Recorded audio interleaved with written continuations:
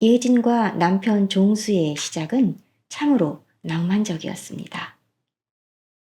24년 전 예진은 갓 데뷔한 신진 건축가였고, 종수는 섬세한 감수성을 지닌 신인 소설가였지요. 두 사람은 어느 지방의 작은 도서관 건립 프로젝트에서 처음 만났습니다. 예진이 설계한 도서관의 벽돌 하나하나에 담긴 의미를 가장 먼저 알아봐 준 사람이 바로 종수였습니다. 건축가님, 이 창틀의 높이가 왜 이렇게 낮은지 알 것 같아요. 앉았을 때의 눈높이에 맞춰서 책을 읽던 사람들이 잠시 고개를 들면 숲이 보이게 설계하신 거죠? 나무와 그 사이를 지나는 바람이 위로가 되어 주고요. 그 말 한마디에 예진은 마음을 열었습니다. 종수는 자신의 건축 철학을 이해하고 공감하는 귀한 사람이었거든요. 비가 쏟아지던 공사 현장에서, 낡은 컨테이너 사무실에서 믹스커피 한 잔을 나눠 마시며 두 사람은 그렇게 사랑을 키워갔습니다. 나중에 우리가 살 집은 당신의 문장처럼 섬세하고 내 도면처럼 정직한 곳이었으면 좋겠어. 그 약속이 예진의 인생의 기둥이 되었습니다. 세월이 흘러 예진은 국내 최고의 공간심리 건축가가 되었습니다. 그녀의 아들 시우는 그런 엄마를 보며 자랐지요. 시우에게 엄마는 단순한 부모가 아니라 사람의 마음을 설계하는 마술사였습니다. 엄마, 나도 엄마처럼 누군가에게 위로가 되는 공간을 만들고 싶어요. 엄마가 설계한 집들은 위로 같아요. 정직하고 따뜻한 위로. 시우는 엄마를 따라 건축학과 지망생이 되었습니다.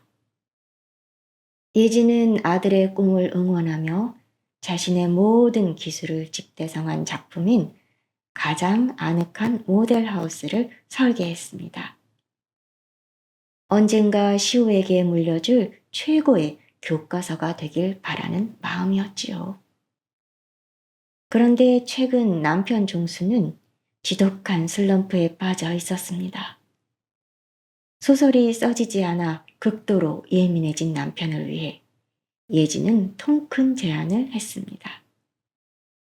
여보, 새로 오픈하기 전인 가장 아늑한 모델하우스 있잖아. 거기에서 당분간 글 써봐요. 당신 글은 세상에서 가장 편안한 곳에서 나와야 하니까. 공간이 바뀌면 사람의 정신도 바뀌잖아. 종수는 고맙다며 예진을 안아주었습니다. 가장 아늑한 모델하우스는 예진의 후배이자 제자인 민주도 자주 드나드는 곳이었습니다. 민주는 예진이 친동생처럼 아끼며 건축의 기초부터 가르쳤던 아이였지요. 예진은 가장 아늑한 모델하우스의 건축 과정에도 민주가 참여하도록 배려해 주었어요. 어느 날 저녁 예진은 모델하우스의 조명과 온도를 원격으로 체크하다가 이상한 점을 발견했습니다. 사용되지 않아야 할 시간에 안방 침실의 공기청정기가 최대치로 돌아가고 있었죠. 예진은 보안 확인을 위해 CCTV 영상을 켰습니다. 예진은 손이 덜덜 떨리기 시작했습니다. 예진이 세상에서 가장 아늑한 잠자리를 위해 조명 조도와 습도까지 미세하게 맞춘 침실에서 남편 종수와 후배 민주가 뒹굴고 있었습니다. 이들은 CCTV의 존재를 꿈에도 모르고 있었지요. 건물의 미감을 중시하는 전문가 예진이 CCTV를 눈에 보이지 않는 위치에 설치했기 때문이었어요. 언니는 참 바보 같아. 이곳이 자기가 설계한 최고의 안식처라니. 결국 우리들 놀이터가 됐잖아. 민주는 마음껏 예진을 조롱했습니다. 예진이 설계 실력 하나는 끝내주지. 여기에서 너랑 있으니까 글이 술술 써지네. 종수도 거들었어요. 그들이 웃으며 나누는 대화는 예진의 심장을 갈갈이 찢어 놓았습니다. 24년 전 믹스커피를 마시며 나누었던 그 낭만적인 추억들이 이 추악한 배신의 현장을 위한 밑거름이었다는 사실에 예진은 구토가 나왔습니다. 하지만 예진은 울부짖으며 달려나가지 않았습니다. 대신 떨리는 손으로 모니터를 끄고 냉정한 표정으로 자신의 설계도를 다시 펼쳤습니다. 그래, 공간이 사람을 만든다고 했지? 내 설계가 너희에게 세상에서 가장 아늑한 침실을 제공했다면 이제는 너희의 영혼이 썩어 문드러질 가장 완벽한 감옥을 제공할 차례야. 이제 건축가 예진의 치밀하게 설계된 복수가 시작되었습니다. 예진은 하얗게 질린 얼굴로 거실에 앉아서 가족을 기다렸습니다. 손에는 위조된 희귀 질환의 진단서가 들려 있었지요. 종수와 아들 시우를 불러앉힌 예진이 떨리는 목소리로 폭탄 선언을 했습니다. 나 유전자 변이 희귀병에 걸렸대. 아직까지 치료약은 개발되지 않았고 겉으로 보기엔 멀쩡해도 이르면 6개월 안에 급사할 수도 있는 병이래. 종수는 가증스럽게도 예진을 껴안으며 오열했습니다. 말도 안 돼. 우리가 어떻게 여기까지 왔는데. 하지만 예진은 느낄 수 있었습니다. 자신을 아는 남편의 어깨가 슬픔이 아닌 해방감으로 미세하게 떨리고 있다는 것을요. 하지만 진짜 비극은 아들 시우였습니다. 건축가를 꿈꾸며 엄마를 세상의 중심이라 믿었던 아이. 시우는 그대로 무너져 내려 엄마의 무릎에 얼굴을 파묻고 짐승처럼 울부짖었습니다. 엄마, 안 돼요. 내가 아직 아무것도 엄마에게 해준 게 없는데. 예진은 시우의 머리를 쓰다듬으며 마음속으로 시우에게 말했어요. 미안해, 시우야.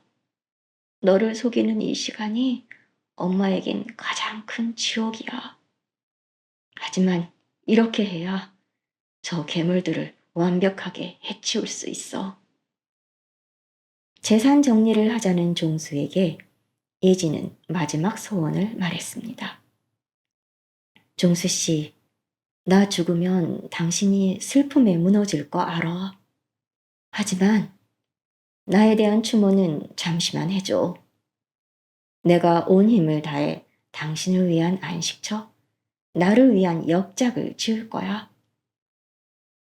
당신이 그 집에서 죽을 때까지 나를 기억하며 평안하게 살아준다면 난 하늘나라에 가서도 더할 나위 없이 기쁠 것 같아. 그게 사랑하는 당신을 위한 내 마지막 선물이야. 종수는 신이 나서 몰래 민주와 문자를 주고받았지요. 이렇게 일이 풀리네. 예진이가 우리 살 집을 지어준대. 보험금에 건물까지. 우리 인생 역전이야. 민주는 콧노래를 불렀죠. 언니가 죽기 전에 정말 좋은 일 하나 하고 가네. 두 사람은 예진이 짓는 집이 자신들의 낙원이 될 거라 확신하며 예진의 설계도에 감탄을 내뱉었습니다. 예지는 서재에 틀어박혀 밤새 설계도를 그렸습니다. 겉으로 보기엔 통창이 시원하게 뚫린 모던한 저택이지만 그 안은 공간 심리학적 고문 도구들로 가득했지요. 거실과 침실의 조명은 인간의 생체 리듬을 파괴하는 차가운 청백색 고색 온도로 고정되었습니다. 이곳에 머무는 사람은 멜라토닌 분비가 억제되어 만성 불면증과 극도의 공격성에 시달리게 되지요.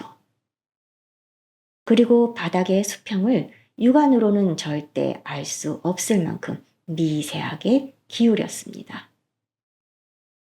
뇌는 수평이라고 믿지만 속귀의 전정기관은 계속해서 오류 신호를 보냅니다. 입주자는 원인 모를 메스꺼움과 구토, 극심한 어지럼증에 시달리며 서로를 탓하게 되지요. 그뿐만이 아니었습니다. 안방으로 가는 복도는 일반적인 폭보다 좁고 천장은 비정상적으로 높게 설계했습니다. 이 불균형한 비례는 압박감과 고립감을 극대화해 복도를 지날 때마다 누군가 뒤에서 쫓아오는 듯한 폐쇄 공포증을 유발합니다. 공사가 시작되자 시우는 휴학까지 고민하며 엄마 곁을 지키려 했습니다. 엄마, 공사 현장은 위험해요. 내가 대신 갈게요. 시우는 밤마다 엄마의 방문 앞에서 죽음을 기다리는 공포에 질려 야위어 갔습니다. 예지는 화장실에서 마른 세수를 하며 거울 속 자신에게 속삭였습니다. 조금만 더 버텨, 시우야. 저들이 네 아빠라는 이름으로, 내 제자라는 이름으로 우리를 모독한 대가를 반드시 치르게 할 거야. 이 집의 벽돌 하나하나가 모두 저들을 공격하게 할 거야. 예지는 종수에게 아파트를 처분해서 내놓고 건물 짓는 데 보태자고 권했습니다. 집 짓는 데 모자라면 안 되잖아. 종수는 나중에 다 자기 것이 될 거라는 생각에 의심 없이 전 재산을 쏟아부었지요. 심지어 민주를 통해 예진이 건축회사에서 공금도 빼돌렸습니다. 이제 덫은 완성되었습니다. 화려한 준공식이 다가올수록 종수와 민주의 웃음소리는 커져가고 예진의 눈빛은 점점 더 스산한 죽음의 빛을 띠기 시작했습니다. 밤늦게까지 엄마의 서재를 지키던 시우는 우연히 책상 위에 펼쳐진 신축 저택의 상세 도면을 보게 되었습니다. 엄마가 평소 입버릇처럼 말하던 사람을 위한 건축과는 정반대의 수치들이 도면 가득 적혀 있었어요. 엄마, 이 도면 좀 이상해요. 복도 폭이 왜 이렇게 좁아요? 그리고 바닥 수평 수치가 왜 이래요? 이건 단순한 실수가 아니잖아요. 엄마 실력에 이런 설계를 할 리가 없는데 대체 왜 이렇게 하신 거예요? 시우의 눈에는 보였던 겁니다. 이 집은 살기 위한 안락한 공간이 아니라 누군가를 괴롭히기 위한 화려한 감옥으로 설계되었다는 것을요. 예지는 떨리는 손으로 아들의 눈을 바라보았습니다. 숨기려 했지만 이미 건축가로 성장한 아들의 눈을 속일 수는 없었습니다. 결국 예지는 아무 말 없이 가장 아늑한 모델하우스 침실의 영상을 시우에게 보여주었습니다. 화면 속에서 아빠 종수가 엄마의 제자인 민주와 뒹굴며 엄마의 인생을 비웃는 장면.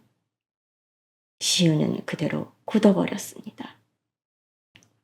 존경했던 아빠, 따뜻했던 가정이 무너져 내리는 소리가 서재를 가득 채웠습니다. 시우야, 엄마가 희귀병이라고 속인 거 미안해. 하지만 저들이 우리를 모독한 곳에서 저들을 내가 직접 설계한 지옥에 갇히게 하려고 그랬던 거야. 엄마는 이제 건축가가 아니라 사형 집행인이 되기로 했어. 시우는 구토가 치밀어 오르는 걸 참으며 주먹을 꽉 쥐었습니다. 아빠가 엄마의 시한부 선고를 듣고도 뒤에서는 웃고 있었다는 사실에 시우의 눈빛은 서늘하게 변했습니다. 엄마, 이 설계 나도 함께 할게요. 난 엄마 최고의 제자잖아요. 아들의 제안에 예지는 가슴이 저미면서도 한편으로는 든든함을 느꼈습니다. 이제 아들 시우는 아빠 종수 앞에서 완벽한 효자이자 방관자인 척 연기를 했습니다. 시한부 엄마 때문에 괴로워하다가 결국 모든 걸 체념한 듯한 무기력한 모습으로 아빠를 안심시켰지요. 아빠, 저 결심했어요. 엄마 돌아가시면 이 집 아빠께 드릴게요. 전 엄마 흔적이 가득한 한국에선 도저히 못 살겠어요. 바로 유학 떠날 테니까 아빠라도 이 집에서 엄마 생각하며 행복하게 사세요. 종수는 속으로 쾌재를 불렀습니다. 거추장스러운 아들놈까지 제 발로 나가주겠다니? 민주와 함께할 완벽한 파라다이스가 눈앞에 보였거든요. 종수는 시우의 어깨를 토닥이며 가식적인 위로를 건넸습니다. 그래, 우리 아들. 참 기특하구나. 네 목까지 내가 이 집 잘 지킬게. 종수는 이 소식을 민주에게 한시라도 빨리 전하려고 뛰어나갔습니다. 그 뒷모습을 바라보는 시우의 입가에 서늘한 미소가 번졌습니다. 그래요, 아빠. 꼭 지키세요. 이 집이 아빠의 무덤이 될 때까지 절대로 나오지 마세요. 시우는 자신의 전공 지식을 총동원해 집안 곳곳에 음향의 덫을 설치했습니다. 벽체 내부에 미세한 각도로 조절된 특수 금속 반사판을 심어놓은 것이지요. 이 반사판은 특정 지점에서 들리는 아주 작은 속삭임까지도 반대편 방에 있는 사람의 귀에 마치 바로 옆에서 속삭이는 것처럼 전달되게 만들었습니다. 종수와 민주가 각각의 방에 있을 때 상대방이 자신을 욕하거나 누군가와 비밀 통화를 하는 듯한 환청을 조작할 수 있는 구조였지요. 시우는 직접 현장을 돌며 음향 체크를 했습니다. 여기서 아빠가 민주 씨를 의심하기 시작하면 이 집 전체가 아빠를 비웃는 소리로 들릴 거예요. 집이 완공되던 날, 예지는 마지막 승부수를 던졌습니다. 획기적인 치료법이 개발되었다고 알리며 조용히 미국으로 떠난 것입니다. 사실 예지는 미국에 가지 않았습니다. 집 근처의 한 조용한 오피스텔에 숨어 있었지요.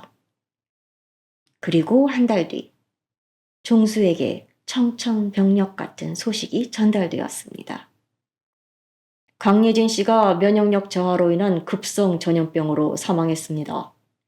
추가 감염 위험으로 인해 시 씨는 현지에서 즉시 화장되었습니다. 장례식조차 치를 수 없는 상황이었고 미국에서 거주하고 있는 예진의 이모가 유해를 수습했다고 종수에게 알려졌습니다.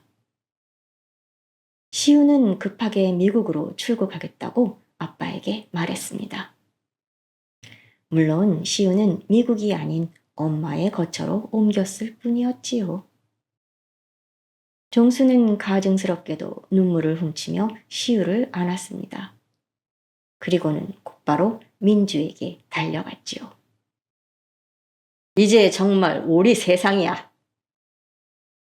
예진의 온기가 채 가시기도 전에 그들은 예진이 남긴 역작으로 이주했습니다. 그것이 제 발로 무덤에 들어가는 것인 줄도 모른 채 말이지요. 잡지 화보처럼 아름다운 거실. 하지만 입주한 지 일주일 만에 시호와 예진이 심어놓은 신경학적 지뢰들이 터지기 시작했습니다. 환기구에서는 인간의 귀에는 들리지 않지만 뇌에는 심각한 불안과 압박감을 주는 20Hz 이하의 저주파음이 24시간 내내 흘렀습니다. 그리고 기울어진 바닥은 종수의 평형 감각을 서서히 무너뜨렸습니다. 밥을 먹다가도 갑자기 헛구역질이 나고 자고 일어나면 머리가 깨질 듯 아팠습니다. 환각 증세가 생긴 종수는 민주를 쳐다보며 생각했습니다. 얘가 내 재산을 노리고 음식에 약을 타는 게 아닐까? 평화롭던 식탁엔 이제 젓가락 부딪히는 소리 대신 서로를 향한 날카로운 시선만 오갔습니다. 민주를 괴롭히는 건 거울이었습니다. 복도 끝, 화장실, 욕실. 예진이 치밀하게 계산한 거울의 각도는 사각지대를 이용해 기괴한 굴절을 만들어냈습니다. 민주는 수시로 비명을 질러댔어요. 종수씨, 방금 봤어? 거울 속에 예진 언니가 서 있었어. 나를 보고 웃고 있었다고. 종수는 그런 민주를 미친 사람 취급했습니다. 하지만 민주의 눈엔 선명했어요. 거울 속 굴절된 빛이 만들어낸 잔상이 마치 예진의 서늘한 미소처럼 그녀를 따라다녔습니다. 민주는 집안의 모든 거울을 천으로 가리기 시작했지만 그럴수록 폐쇄 공포는 더욱 그녀를 조여왔습니다. 한편 오피스텔에서 예진은 아들 시우와 함께 태블릿 PC를 보고 있었어요. 그곳엔 집안 곳곳에 숨겨진 스마트홈 센서가 보내오는 정보들이 실시간으로 기록되고 있었습니다. 엄마, 보세요. 아빠가 주방에서 민주 씨랑 대판 싸우고 있어요. 민주 씨가 아빠에게 물컵을 던지고요. 아빠는 자기 속이 안 좋은 게 다 민주 씨 탓이라고 소리를 지르고. 예상보다 훨씬 빠르네요. 공간은 정직하기 때문이야, 시우야. 추악한 것들이 담기기엔 그 집이 너무 깨끗하거든. 이제 시작이야. 서로의 밑바닥을 다 긁어낼 때까지 절대 멈추지 않을 거야. 시우는 아빠의 고통을 보면서도 표정 하나 변하지 않았습니다. 엄마의 설계도가 집행하는 형벌을 목격하며 아들은 소년의 티를 벗고 어엿한 어른으로 성장하고 있었습니다. 입주 한 달째, 집안을 가득 채운 고색 온도의 푸른 조명은 두 사람의 뇌를 24시간 각성 상태로 몰아넣었습니다. 두 사람은 이성을 잃었고 신경은 팽팽하게 당겨진 활시위처럼 변해갔습니다. 종수는 매일 밤 거실 바닥을 기어다니며 구토를 했습니다. 기울어진 바닥 때문에 생긴 만성 어지럼증은 그를 공포로 몰아넣었죠. 이제 종수는 핏발선 눈으로 민주를 노려보았습니다. 야, 너 여기 음식에 뭐 탔지? 넌 나를 죽이고 이 집 네가 가지려는 거지? 나를 천천히 죽이려고 독타는 거잖아. 그렇지? 민주도 히스테릭하게 웃으며 소리쳤어요. 미쳤어? 당신이 그 모양인 건 예진 언니 저주 때문이야. 밤마다 언니가 이 벽 뒤에서 속삭이는 소리 안 들려? 당신이 횡령한 돈으로 나 꼬셨다고. 둘 다 죽여버릴 거라고. 언니가 매일 밤 내 귀에 대고 말한다고. 두 사람은 헤어지고 싶었지만 또 다른 공포가 있었습니다. 예진의 눈을 피해 민주와 함께 저질렀던 공금횡령. 이제 그 범죄는 두 사람을 묶는 동아줄이 아니라 서로의 목을 조르는 올가미가 되었습니다. 너 그 장보 어디다 숨겼어? 너 그거 들고 경찰서에 가서 나 밀고 하려고 그러지? 나만 감옥에 보내고 너 혼자 이 집 차지하려고. 종수는 민주가 잠든 사이 그녀의 휴대폰을 뒤지고 가방을 난도질했습니다. 민주는 그런 종수를 보고 공포를 느꼈습니다. 민주에게 종수는 더 이상 사랑하는 연인이 아니라 언제 자신을 해칠지 모르는 위험한 괴물일 뿐이었습니다. 민주는 밤마다 문을 걸어 잠그고 머리맡에 과도를 둔 채 겨우 눈을 붙였습니다. 하지만 시우가 설치한 음향 반사판을 통해 들려오는 종수의 거친 숨소리는 마치 바로 옆에서 들리는 듯 민주를 압박했습니다. 마침내 사건이 터지고 말았습니다. 주방에서 물을 마시던 종수가 어지럼증에 유리컵을 깨뜨리고 그 소리에 극도로 예민해져 있던 민주가 비명을 지르며 달려나온 것입니다. 죽이려고 그랬지? 당신 방금 나 죽이려고 했지? 종수도 완전히 미쳐 있었지요. 이 미친년이 진짜? 그래, 차라리 죽여줄게. 네가 없어져야 내가 살 수 있어. 좁고 긴 복도에서 시작된 몸싸움은 거실로 번졌습니다. 예진이 설계한 그 우아한 대리석 바닥 위로 고급 가구들이 박살나고 서로의 머리채를 휘잡은 채 뒹굴었습니다. 네가 먼저 꼬셨잖아. 네가 예진 언니 죽기만 기다리자며. 민주가 소리쳤습니다. 닥쳐! 그 돈 네가 다 썼잖아. 이 기생충 같은 년아. 종수도 지지 않고 맞받아쳤지요. 서로의 치부를 가장 저열한 언어로 쏟아내며 한때 사랑이라 믿었던 감정은 이제 악취나는 오물처럼 거실 바닥에 흩뿌려졌습니다. 공포가 이성을 완전히 집어삼킨 순간 민주는 떨리는 손으로 바닥에 떨어진 휴대폰을 집어들었습니다. 종수가 자신을 정말로 죽일지도 모른다는 극도의 공포 때문이었지요. 민주는 오열하며 경찰서에 전화를 걸었습니다. 살려주세요. 여기 사람이 죽이려고 해요. 남편이, 아니, 같이 사는 남자가 저를 죽이려고 해요. 횡령도 했어요. 다 말할게요. 제발 와주세요. 종수는 놀라서 민주의 휴대폰을 뺏으려 했지만 이미 늦었습니다. 사이렌 소리가 멀리서 들려오기 시작했지요. 그 지옥 같은 집안에서 서로를 증오의 눈으로 노려보며 헐떡이는 두 사람. 그때 요란한 사이렌 소리와 함께 경찰들이 집 안으로 들이닥쳤습니다. 거실은 그야말로 아수라장이었지요. 수천만 원짜리 수입 소파는 갈갈이 찢겼고 고가 장식품들은 깨져서 파편이 되어 널브러져 있었고요. 종수가 외쳤습니다. 형사님, 저 여자 잡아가세요. 저 여자가 내 음식에 독을 탔어요.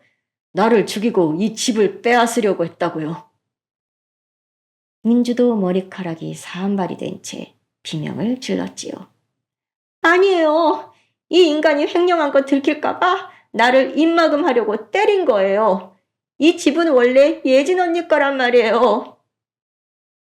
서로를 가해자로 지목하며 짐승처럼 울부짖는 두 사람. 수갑이 채워지는 순간에도 그들은 서로의 목을 물어뜯을 듯 저주를 퍼부었습니다. 그 시각 이 모든 광경을 CCTV로 지켜보고 있는 예진과 아들 시우. 엄마, 경찰 도착했어요. 이제 정말 끝이네요. 예진은 천천히 찻잔을 내려놓으며 나직하게 읊조렸습니다. 아니, 시우야. 이제부터 시작이야. 지금부터 저들은 좁고 차가운 진짜 감옥에서 평생 서로를 증오하며 썩어갈 거야. 시우야, 어서 출발하자. 잠시 후 아수라장이 된 거실로 정갈한 네이비 코트 차림의 예진과 그 곁을 묵묵히 지키는 아들 시우가 걸어 들어왔습니다. 종수와 민주는 귀신을 본 듯 눈동자가 뒤집혔습니다. 여보, 너 죽었잖아. 화장까지 했는데. 예진은 천천히 다가와 깨진 유리 조각을 구두 끝으로 밀어내며 말했습니다. 미안해서 어쩌나? 내가 좀 명줄이 길어. 희귀병이니 전염병이니 그건 당신들이 내 유산을 빨리 집어삼키게 하려고 내가 준비한 작전이었어. 네가 나한테 조금이라도 애정이 있었다면 금방 눈치챌 수 있었을 텐데. 예진은 품에서 두툼한 서류 뭉치와 태블릿 PC를 꺼내 형사에게 건넸습니다. 그 안에는 두 사람이 예진 몰래 법인 자금을 빼돌린 상세 내역과 지난 한 달간 이 집안에서 벌어진 추악한 폭행 영상이 고스란히 담겨 있었습니다. 민주는 바닥을 기어와 예진의 바지가랑이를 붙잡았습니다. 언니, 잘못했어요. 이 집이 이상해요. 언니가 나를 증오해서 집이 나를 공격한 거예요. 언니 귀신이죠? 예진은 차갑게 손을 뿌리치며 말했습니다. 아니, 민주야. 집은 아무 잘못 없어. 이건 그저 너희의 불안을 조금 부추겼을 뿐이야. 너희를 미치게 한 건 이 집이 아니라 너희 내면에 있던 추악한 욕망과 서로에 대한 불신이었어. 공간은 그저 너희의 양심을 비추는 거울일 뿐이야. 시우도 아빠 종수를 싸늘하게 내려다보며 말했습니다. 아빠가 내 행복한 가족을, 내 집을 파괴한 대가예요. 이 집 아빠가 그렇게 갖고 싶어 하셨죠? 이제 평생 기억하세요. 아빠가 머물 곳은 화려한 거실이 아니라 사방이 막힌 좁은 감옥이라는 것을요. 종수와 민주가 호송차에 실려가고 텅 빈 집안에 예진과 시우만 남았습니다. 예진은 자신이 설계한 그 아름답고도 잔인한 집을 한참 동안 바라보다 결연하게 말했습니다. 시우야, 이 집 바로 철거하자. 독이 묻은 기초 위에는 좋은 집을 지을 수 없으니까. 한 달 뒤 굉음과 함께 지옥의 집이 무너져 내렸습니다. 그 잔해를 바라보며 예진과 아들 시우는 새로운 도면을 펼쳤습니다.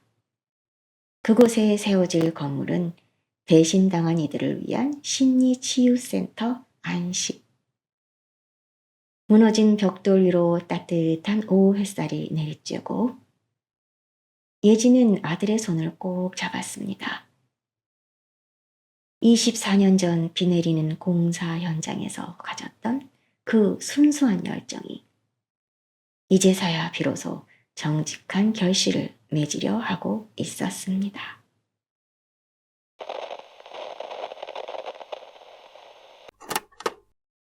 서울 근교 이름만 대면 아는 명문대 교수들이 모여 산다는 그들만의 성체.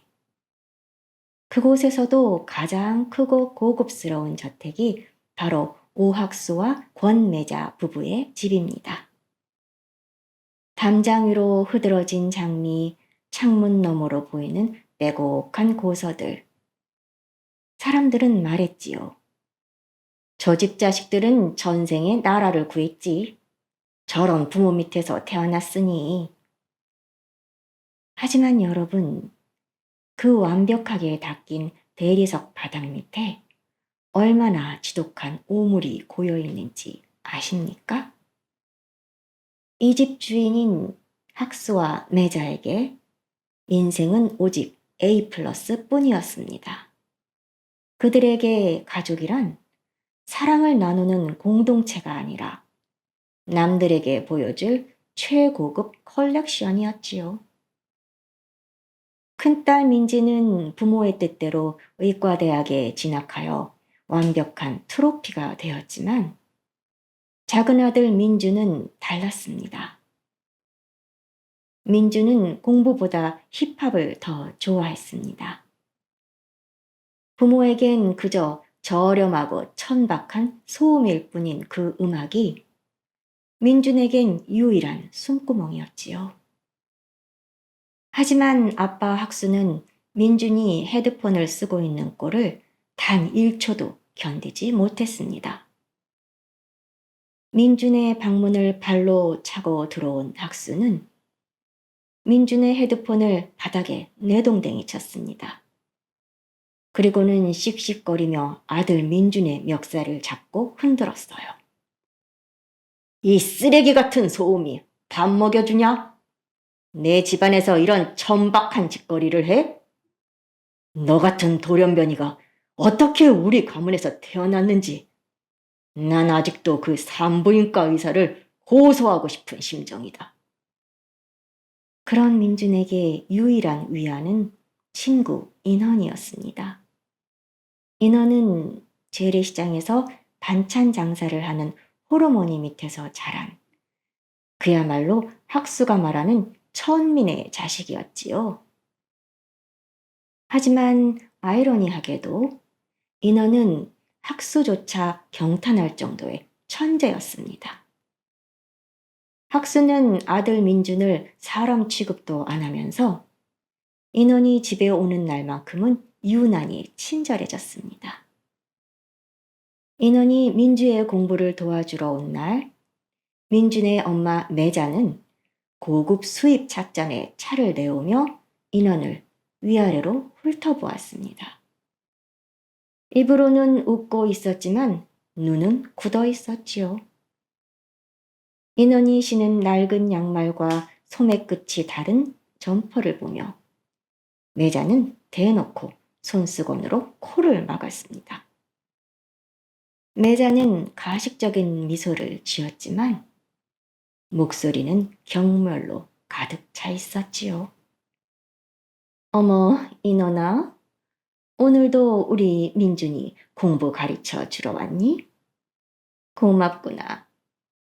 그런데 시장에서 바로 왔나 보네. 내가 잘 안 써서 버리려고 하던 향수가 있는데 이거 가져가서 뿌리렴. 그리고 민준아, 공부 끝나면 인헌이한테 너 안 입는 옷 좀 챙겨줘라. 인헌은 굴욕을 삼키며 고개를 숙였습니다. 학수는 공부가 끝나고 돌아가려는 인헌을 서재로 불러앉히고는 아들 민준이 반년째 못 풀던 어려운 수학 문제를 내밀었습니다. 인헌이 단 5분 만에 풀이를 써내려가자 학수의 눈에는 광기 어린 희열과 분노가 차례로 스쳤습니다. 그리고 인헌이 대문을 나서자마자 집안의 공기는 순식간에 지옥으로 변했습니다. 학수는 서재문을 걸어 잠그고 아들 민준의 뺨을 세차게 때렸습니다. 인헌이 풀고 간 문제지를 민준의 얼굴에 문지르며 학수는 짐승처럼 울부짖었습니다. 봤니? 저 시장바닥 반천장수 아들도 5분이면 푸는 걸 너는 반년을 붙잡고도 못 풀어? 너 같은 쓰레기가 내 아들이라고 어디 가서 말도 못하는 내 심정을 알아? 가서 저 인헌이 발바닥이나 닦아라. 아니, 가서 걔가 먹다 남은 찌꺼기라도 핥아서 걔 머리에 반이라도 닮아오란 말이다. 민주는 바닥에 엎드린 채 신음소리조차 내지 못했습니다. 옆에서 지켜보던 엄마 매자는 말리기는커녕 민준의 등에 침을 뱉듯 한마디를 보탰지요. 네 아빠 말이 맞아. 넌 우리 가문의 수치야. 학수와 매자 부부는 아들의 친구인 인원의 천재성에 집착하여 자신들의 제자이자 가문의 새로운 트로피로 만들 계획을 세우기 시작했습니다. 그들에게 아들 민주는 이미 지워버리고 싶은 얼룩이었고 인어는 그 얼룩을 덮어버릴 눈부신 보석이었지요. 학수의 집착은 갈수록 집요하고 잔인해졌습니다. 인원을 수시로 집으로 불러서 비싼 스테이크를 먹이며 옆에 있는 아들 민준에게는 모멸감을 심어주었습니다. 너도 인원이처럼 사람 구실하며 살아야지 라며 온갖 악담을 퍼부었습니다. 학수는 인원의 어깨를 감싸주며 아주 다정하게 그래서 더 소름 끼치게 말했지요. 인원군, 자네 같은 천재가 시장 바닥에서 썩는 건 인류사적 손실이야. 내가 자네를 나의 제자로 삼고 싶네. 학비도 지원해 줄 거고 필요하다면 내 양아들로 입적하는 것도 고려 중이지. 인어는 소름이 끼쳤지만 친구인 민준의 아버지이자 워낙 지체 높은 교수님이었기에 그저 고개만 떨구고 있었습니다. 말씀만으로도 감사합니다. 이 모습을 지켜보는 아들 민준의 마음은 비참했습니다. 인원이 떠나고도 아빠 학수의 폭언은 멈추지 않았습니다. 그날 밤엔 비바람이 심하게 몰아치고 있었습니다. 학수는 아들 민준이 아끼던 음악 장비들을 전부 마당에 내던지며 소리쳤습니다. 이런 딴따라 쓰레기들 가지고 이 집에서 나가라! 당장 꺼져! 민준은 결국 빗속으로 오토바이를 몰고 나갔습니다. 그리고 불과 10분 후, 이 집안의 가짜 평화를 산산조각낼 굉음이 들려왔습니다. 민준은 빗길에서 미끄러져 트럭과 충돌해 응급실로 실려갔습니다. 마침 해당 병원에서 수련 중이던 딸 민지는 피투성이가 된 동생을 보고 비명을 삼켰습니다. 당장 대량 수혈과 긴급 수술이 필요한 상황이었지요. 연락을 받고 병원에 도착한 아빠 학수는 평소의 냉정함을 잃지 않은 채 오히려 거만한 태도로 의료진을 밀치며 나섰습니다. 당장 내 피를 뽑으세요. 나는 평생 술, 담배도 안 한 깨끗한 몸입니다. 내 고결한 유전자가 들어간 피라면 내 아들도 금방 깨어날 겁니다. 자, 어서 검사 진행해요. 학수는 자신의 완벽한 유전자가 아들을 살릴 것이라 확신하며 당당하게 검사대에 올랐습니다. 마침 응급실에서 근무하던 딸 민지가 직접 아빠 학수와 동생 민준의 조직 적합성 항원 교차 반응 검사를 담당하게 되었지요. 그런데 결과창을 확인하던 민지가 경악했습니다. 이게 뭐야?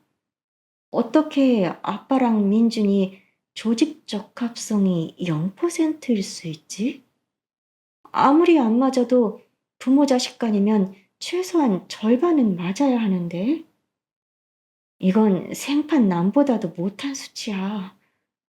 민준이가 우리 가족이 아니었던 거라고?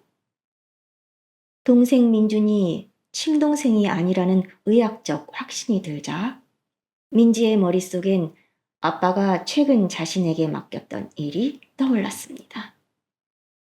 은퇴를 앞둔 아빠 학수가 자신의 평생 연구 자료들을 디지털로 정리하는 일이었지요. 민지는 홀린 듯 노트북을 켰습니다. 아빠가 평생 가문의 영광이라 부르며 애지중지하던 2001년도 연구 폴더가 보였습니다.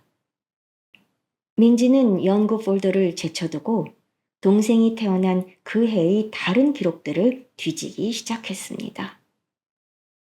그러다 특정 날짜 2001년 11월 14일에 생성된 암호화된 영상 파일을 발견했습니다. 아빠 학수가 보안을 위해 따로 저장해둔 것으로 당시 타고 다니던 차량에 장착되었던 블랙박스 영상이었지요. 민지는 영상을 보고 입을 틀어막으며 신음을 내뱉었습니다. 이건 25년 전 아빠 차잖아. 비틀거리며 운전하다가 길 가던 사람을 그냥 치고 가버리네? 잠깐, 저 사고 장소. 민지는 그날의 진실을 더 깊게 파헤치기 위해 해당 날짜의 뉴스 기록을 뒤지기 시작했습니다.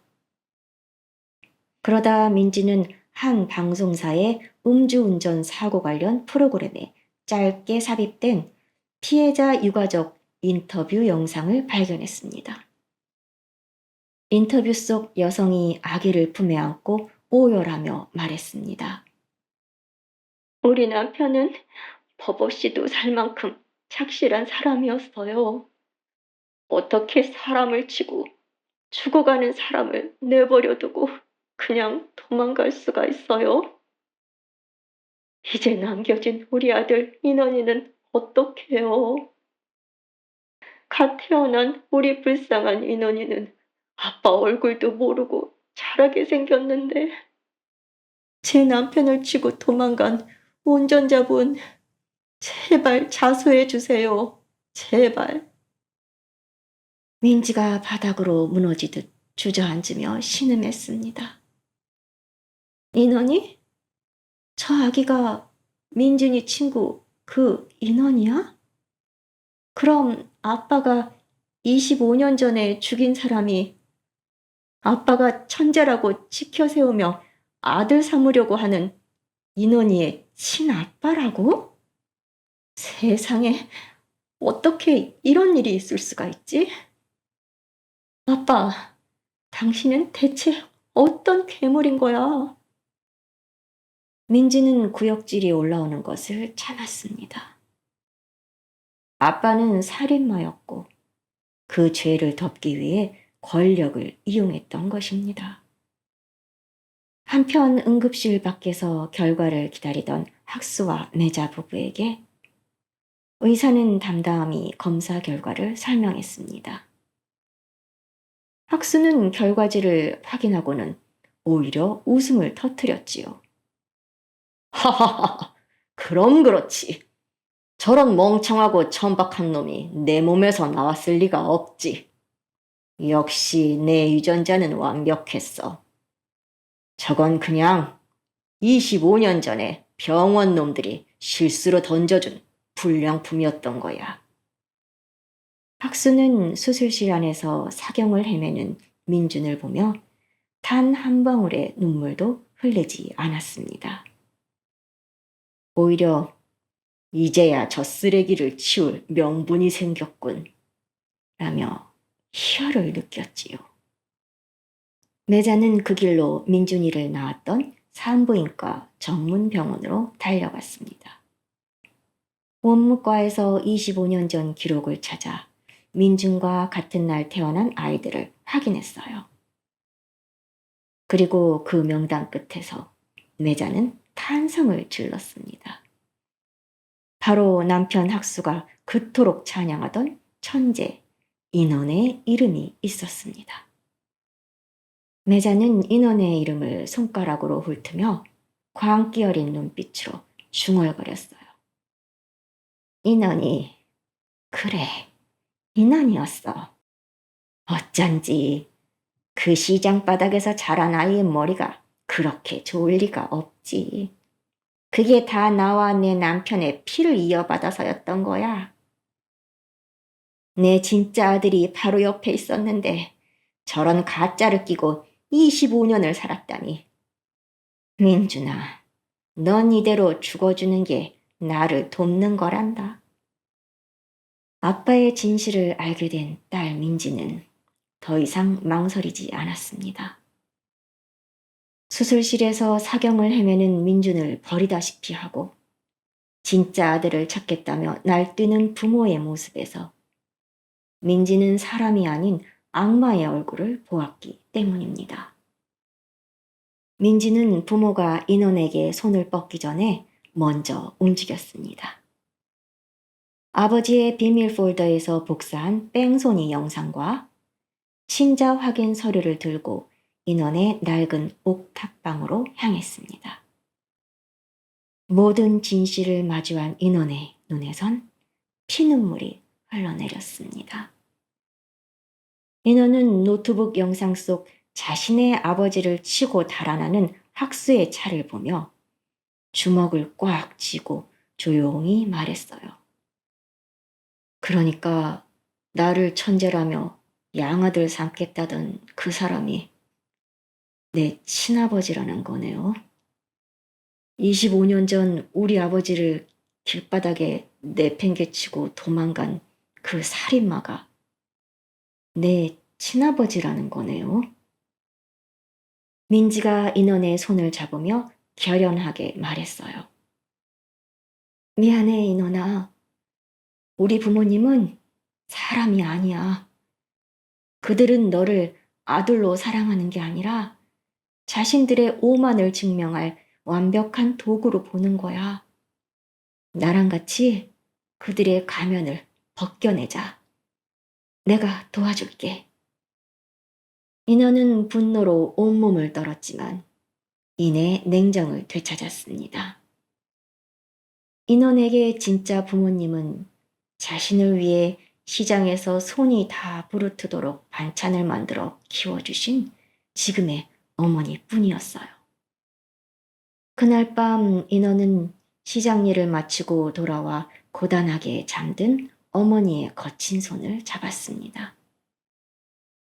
인원이 잠든 어머니의 손에 얼굴을 묻고 흐느끼며 속삭였습니다.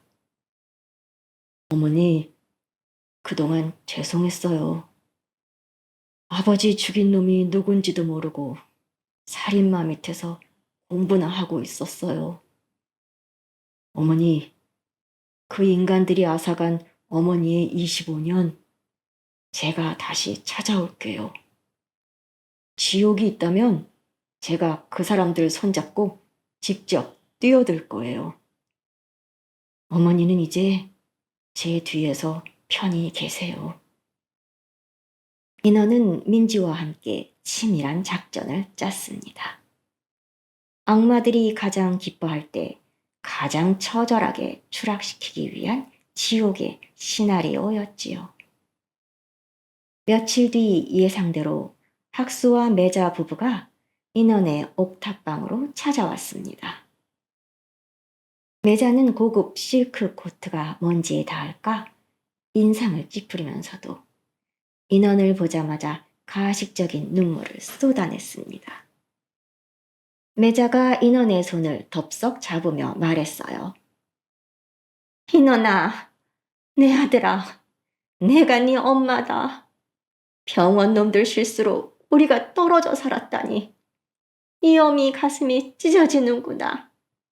당장 이 지저분한 시장바닥 떠나서 우리 집으로 가자. 학수도 근엄하게 하지만 인자한 척 덧붙였지요. 인원아, 역시 내 핏줄이라 천재였던 거야. 이제 네 자리를 찾으렴. 너야말로 우리 가문을 이을 후계자다. 인어는 속으로 구역질이 났지만 민지와 약속한 대로 눈물을 닦으며 그들에게 장단을 맞추어 주었습니다. 인어는 순진한 척, 감동한 척하며 대답했어요. 정말 제가 교수님 아들이라고요? 믿기지 않지만 사실 저도 교수님 뵐 때마다 남 같지 않았어요. 저를 데려가 주시는 건가요? 제가 정말 명문가 자제가 될 수 있는 건가요? 학수와 매자의 입가에 승리자의 미소가 번졌습니다. 자신들의 완벽한 트로피를 드디어 손에 넣었다고 확신한 것이었죠. 하지만 그들은 몰랐습니다. 자신들이 집으로 들이는 아이가 순종적인 아들이 아니라 25년 전 죽어간 남자의 원한을 품은 독이 든 검이라는 사실을요. 이제 무대는 마련되었습니다. 대한민국 상류층이 모두 모인 자리에서 터질 가장 화려한 불꽃놀이를 위해 민지와 인원의 빈틈없는 작전이 시작되었습니다. 사람이 가장 눈이 멀 때는 바로 자기가 최고라고 확신하는 순간입니다. 학수의 정년 퇴임식과 명예교수 추대식이 한 달 앞으로 다가왔습니다. 학수와 매자에게 이번 행사는 단순한 은퇴식이 아니었습니다. 천재 아들 인원을 세상에 소개하며 자신들의 완벽한 유전자를 증명하는 이른바 가문의 대관식이었지요. 매자는 신이 났습니다. 시장통 냄새가 난다며 무시했던 인원에게 최고급 수제 양복을 사입히고 수천만 원짜리 명품 시계를 채워주었습니다. 병실에서 사경을 헤매는 둘째 민주는 이미 매자의 기억 속에서 지워진 지 오래였지요. 매자는 인원의 넥타이를 매만지며 황홀한 표정으로 말했어요. 어머, 인원아, 역시 옷이 날개라더니 이제야 내 아들답구나. 그동안 얼마나 고생이 많았니? 저기 병원에 누워있는 멍청한 놈이랑은 차원이 달라. 이번 은퇴식 때 네가 내 옆에 서 있기만 해도 교수들 전부가 우리를 부러워할 거야. 인어는 구역질이 올라오는 것을 겨우 참으며 부드럽게 미소 지었습니다. 그리고 학수가 가장 공을 들이는 작업, 바로 기념 영상 제작을 자원했습니다. 학수는 역시 내 아들이라며 신이 났지요. 민지는 아빠 학수가 자신의 평생 연구 자료를 디지털로 정리해달라며 건넸던 외장 하드디스크를 가지고 인원을 찾아왔습니다. 인원아, 여기 봐. 아빠가 예전에 국책 사업 따내려고 위원들에게 뇌물을 준 장부 파일이야. 그리고 이건 아빠가 논문 대필시킨 대학원생들 명단. 아주 비리 보물 창고지? 인원은 냉정한 표정으로 영상 편집 프로그램을 돌리며 말했습니다. 고마워 누나. 교수님이 원하시는 대로 아주 감동적인 영상을 만들어 드려야지. 25년 전 뺑소니 영상은 하이라이트에 넣을 거야. 뉴스 인터뷰에 나왔던 우리 어머니의 눈물도 같이. 전 국민이 이 고결한 교수님의 진짜 얼굴을 보게 될 거야. 두 사람은 은밀하게 폭탄을 제조하고 있었던 것입니다. 민지는 의대 동료들을 통해 은퇴식 날 언론사 취재진과 학계 거물들을 대거 초청하는 일을 맡았습니다.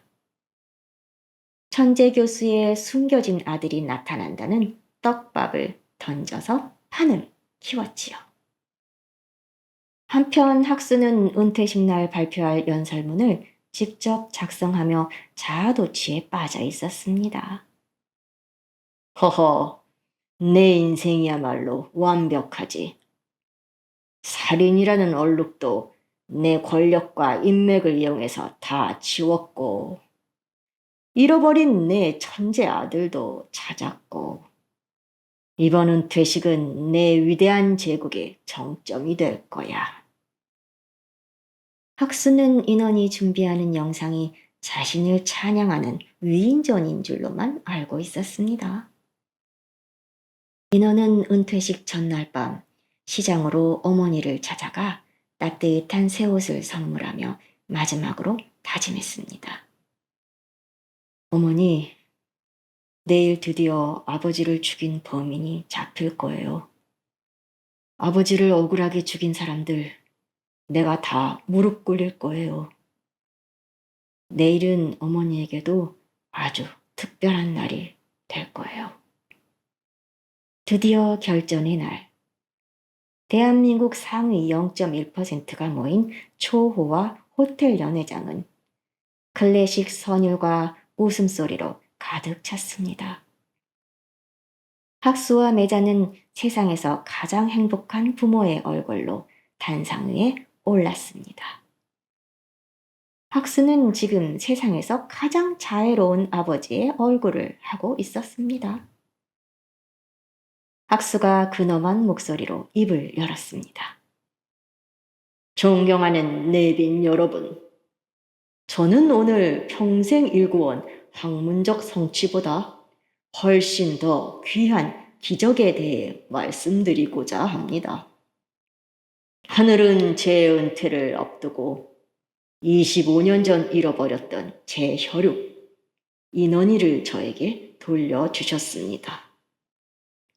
객석 여기저기에서 탄성과 함께 감동한 사람들의 박수가 터져 나왔습니다.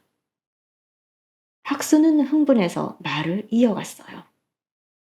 가난한 환경에서도 굴하지 않고 전제적인 재능을 꽃피운 이 아이를 보며 저는 확신했습니다. 아, 역시 피는 속일 수 없구나. 인원아, 그동안 가난한 양부모 밑에서 고생 많았다. 이제 네가 있어야 할 곳은 저 시끄러운 시장이 아니라 이 영광스러운 단상 위란다. 사랑한다, 내 아들아. 학수가 인원을 꽉 끼어앉자 연회장은 우레와 같은 박수 소리로 가득 찼습니다. 매자는 옆에서 명품 손수건으로 가짜 눈물을 찍어내고 있었지요. 이제 인원이 준비한 깜짝 선물이 공개될 차례가 되었습니다. 인원은 학수의 품에서 벗어나 싸늘하게 웃으며 재생 버튼을 눌렀습니다. 아버지, 그 감동적인 말씀에 보답하고자 제가 영상을 하나 준비했습니다.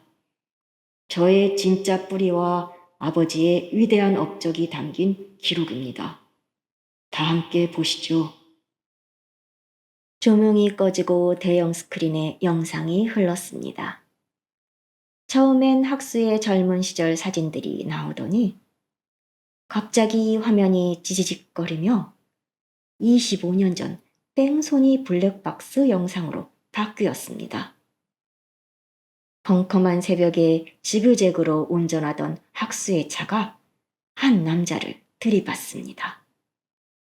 장내의 박수 소리는 단숨에 비명으로 바뀌었지요.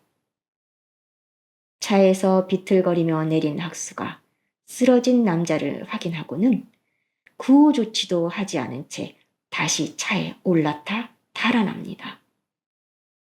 그리고 인원의 어머니를 인터뷰하는 방송국 화면이 이어졌습니다. 연회장은 순식간에 아수라장이 되었지요. 학수는 안색이 종이장처럼 하얗게 질려 마이크를 부여잡고 소리쳤습니다. 이게 뭐야? 인원아, 당장 꺼! 이건 조작이야! 인원은 마이크를 뺏어들고 차갑게 말했어요. 교수님, 방금 말씀하셨죠? 제 재능을 보며 당신의 피를 확신했다고요. 맞습니다. 제가 당신의 피를 이어받아 이 완벽한 복수를 설계했거든요. 당신이 죽인 남자의 아들이 당신의 아들로 돌아온 기분이 어떠신가요?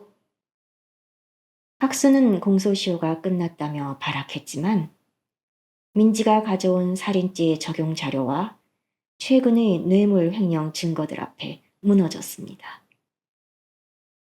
경찰들에게 수갑이 채워져 끌려가는 학수와 매자. 그들이 그토록 자랑하던 고결한 유전자는 이제 전 국민의 구경거리가 되었습니다. 끌려가는 학수의 뒷모습에 대고 인원이 소리쳤습니다. 교수님, 감옥에서 평생 연구하세요. 인간이 어디까지 추악해질 수 있는가에 대해서 말이죠. 은퇴식날의 폭로 이후 학수와 매자의 제국은 모래성처럼 무너졌습니다. 살인 및 횡령, 증거인멸 혐의로 구속된 두 사람에게 법정은 준엄한 심판을 내렸지요. 하지만 그들에게 가장 잔인한 형벌은 따로 있었습니다. 바로 자신들이 평생 그토록 혐오했던 천한 곳으로 떨어져 아무도 그들의 이름을 불러주지 않는 무명의 존재가 된 것이었지요. 매자는 정신이 반쯤 나간 채 초췌한 얼굴로 교도소 벽을 긁으며 소리쳤어요. 내가 누군지 알아? 나 대학 교수야. 우리 아들 인원이가 천재라고. 걔가 날 여기에서 꺼내줄 거야. 내 아들이 천재라고. 학수도 철창 안에서 허망하게 허공을 보며 중얼거렸어요. 유전자. 내 완벽한 유전자가 이럴 리가 없어. 뭔가 잘못된 거야. 그들은 여전히 현실을 부정하며 미쳐가고 있었습니다. 그것이 그들이 스스로 판 무덤이자 영원히 벗어날 수 없는 형벌이겠지요. 딸 민지는 부모의 추악한 범죄로 쌓아올린 모든 재산을 사회에 환원했습니다. 화려한 저택과 수입차, 명품들을 미련 없이 던져버린 그녀의 곁엔 이제 두 형제가 남았습니다. 민지는 재활의학과 전문의의 길을 걷기 시작했고 그녀의 첫 번째 환자는 바로 동생 민준이었습니다. 민준아, 조금만 더, 한 걸음만 더 가보자. 얼른 나와서 무대에 서야지. 민준도 이마에 땀방울이 맺힌 채 환하게 웃으며 말했습니다. 걱정 마 누나. 나 이제 힙합 비트보다 누나 잔소리가 더 익숙해져서 금방 일어날 것 같아. 인어는 학수의 후계자 자리 대신 어머니의 반찬가게 옆에 작은 공부방을 열었습니다. 낮에는 어머니의 무거운 짐을 들고 밤에는 동네 아이들에게 수학을 가르치며 평생 느껴보지 못한 평온함을 느꼈습니다. 어느 주말 저녁 민지, 민준, 인원 그리고 인원의 어머니가 한자리에 모였습니다. 고급 스테이크는 없었지만 구수한 시래기 된장국 냄새가 집안을 가득 채웠지요. 민주는 꾸준한 치료 덕분에 이제 무대 위에서 점프를 할 수 있을 만큼 건강해졌습니다. 인원과 민지는 민준의 첫 공연 날 객석 맨 앞줄에서 누구보다 크게 환호했어요. 그들은 이제 알고 있습니다. 가족이란 같은 피를 나누는 것이 아니라 같은 상처를 어루만지고 함께 내일을 꿈꾸는 사람들이라는 것을요.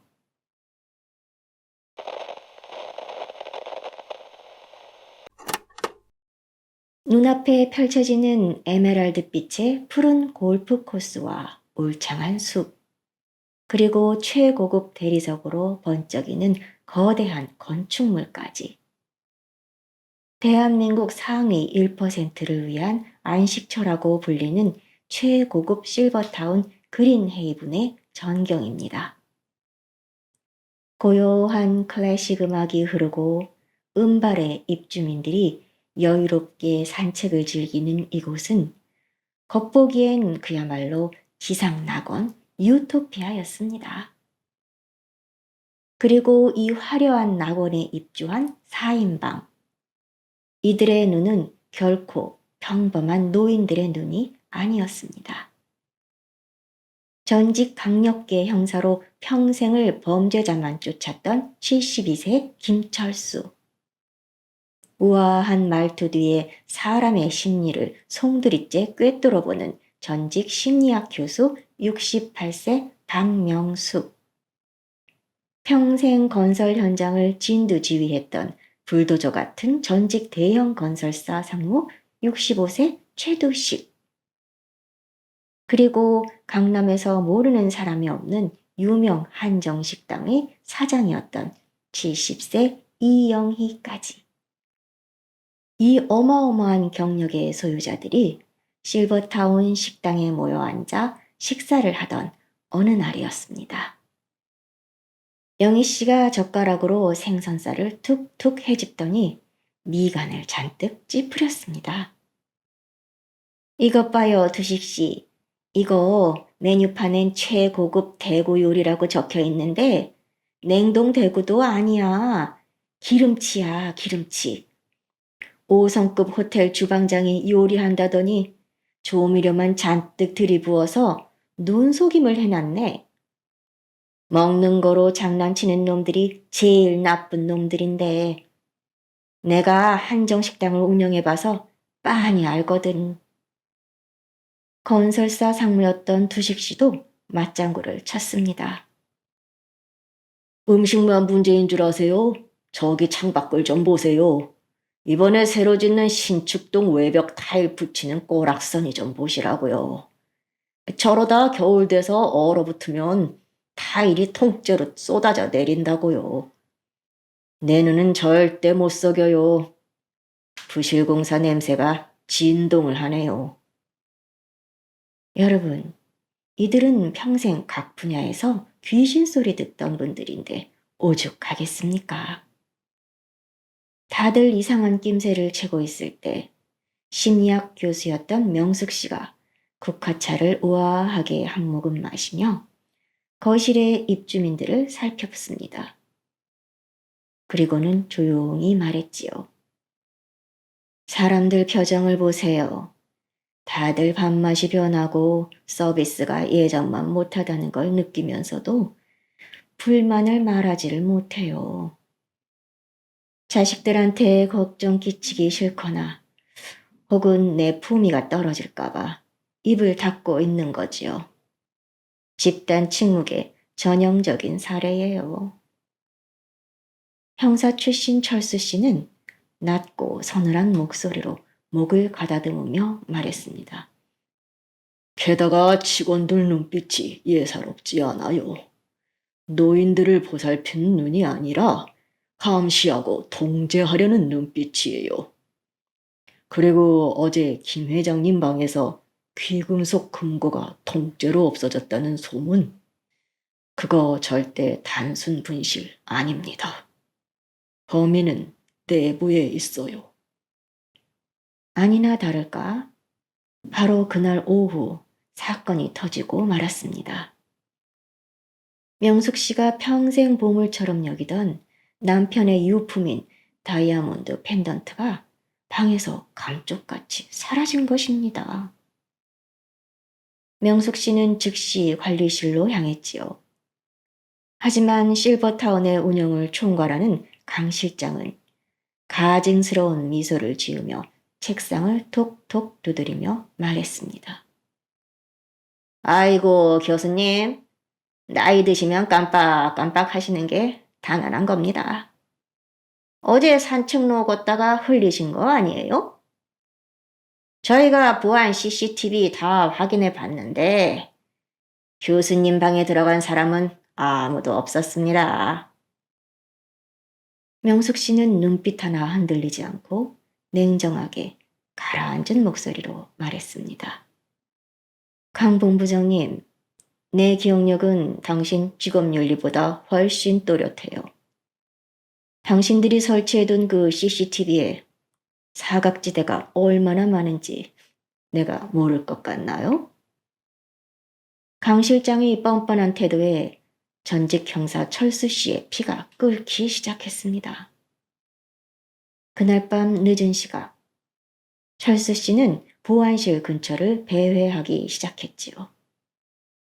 형사 시절 밤을 새우며 잠복하던 감각이 살아나자 심장이 오랜만에 기분 좋게 쿵쿵 뛰었어요. 이른이 넘은 지친 몸이었지만 발소리를 죽이는 법만큼은 뼈에 아로새겨져 있었습니다. 철수 씨는 작게 중얼거렸습니다. 무릎이 좀 쑤시는군. 하지만 이 수상한 냄새, 누군가 더러운 무언가를 숨길 때 풍기는 그 특유의 악취, 오랜만이야. 철수 씨는 보안실 뒤편 쓰레기통을 뒤져 파쇄기에서 갈려나온 서류 조각들을 수거했습니다. 돋보기를 끼고 조각들을 겨우 맞추어 가던 철수 씨의 눈이 번쩍 뜨였습니다. 파편처럼 남아있는 단어들, 식자재 단가 후려치기, 그리고 입주민 약물 투여 목록. 다음 날 아침, 결국 식당에서 큰 소동이 일어났습니다. 영희 씨가 주방으로 당당하게 쳐들어가 유통기한이 한 달이나 지난 우유를 노인들에게 내온 직원에게 호통을 친 것이지요. 이거 먹고 애먼 노인네들 탈라면 너희가 책임질 거야? 당장 주방장 나오라고 해! 이때 강 실장이 들이닥치며 영희 씨의 앞을 가로막았습니다.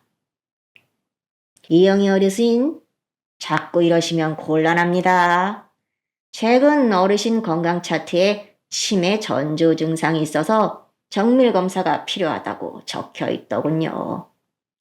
다른 입주민들 불안하게 선동하지 마시고 어서 방으로 돌아가시지요.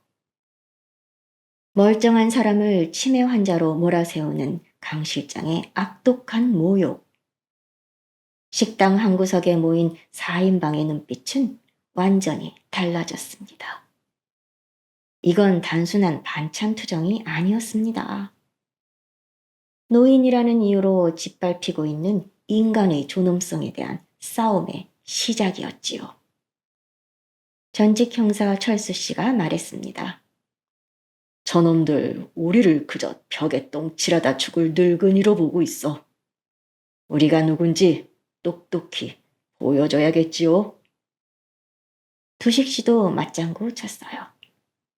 내 건설업계 인맥이며 정보력 총동원해서 이 건물 밑바닥 설계부터 부실 공사까지 싹 다 파헤쳐 버리려니까요. 명숙 씨도 거들었습니다. 심리전은 제 전공이지요. 강 실장 저 친구 자만심이 하늘을 찌르더군요. 그 오만함이 본인에게 독이 되도록 만들어 줄게요. 이번 사건으로 가장 분노한 영희 씨도 말했습니다. 난 이 주방부터 접수하겠어요. 늙은이들 먹는 걸로 장난치는 놈들은 천벌을 받아야 돼요. 새벽 안개가 자욱하게 내려앉은 실번타운의 가장 외진 정자에 4사람이 은밀하게 모였습니다. 철수 씨가 밤새 파쇄 종이를 이어붙여 만든 서류 사본을 탁자 위에 올려놓으며 입을 열었지요. 단순히 식자재 비용 횡령하는 수준이 아니었어요. 이놈들 목적은 재산 기부 서약서예요. 자식 없는 독거 노인들이나 의지할 곳 없는 치매 초기 환자들을 타겟으로 삼아서 재산을 통째로 갈취하고 있는 거예요. 두식 씨도 자신이 알아낸 더러운 사실들을 이야기했습니다. 내가 슬쩍 새로 짓는 별관 자재 창고를 뒤져봤는데 철근이 전부 규격 미달에 재생강제를 쓰고 있더라고요. 이건 단순한 돈 빼돌리기가 아니라 건물이 무너지면 노인들 다 깔려 죽는 살인 행위예요. 하지만 강 실장 역시 만만한 상대가 아니었습니다. 그는 4인방이 자신을 조사하고 다닌다는 것을 눈치채고 노인들을 파멸시키는 가장 정교하고 가혹한 방법, 가스라이팅 작전을 시작했습니다. 어느 날 평생 미각 하나로 자부심을 지켜온 영희 씨가 정성껏 담근 장독대에 누군가 몰래 소금을 왕창 들이부었습니다. 영희 씨가 국물 맛을 보고 이게 왜 이렇게 짜냐?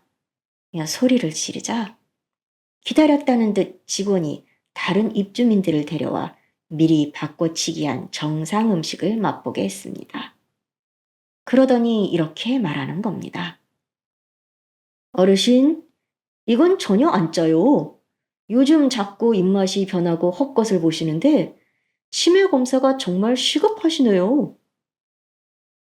동료 입주민들의 수군거리는 시선 앞에 영희 씨는 순간 온몸에 피가 식는 듯한 모욕감을 느꼈습니다. 철수 씨 역시 마찬가지였습니다. 평생의 수사 기록과 강 실장의 비리 단서를 모아둔 서류 가방이 감쪽같이 사라졌다가 전혀 엉뚱한 화단 밑에서 발견된 것이지요. 직원은 또 뻔뻔하게 말했습니다. 형사님, 여기다 본인이 숨겨두고 왜 애먼 직원들한테 화를 내세요?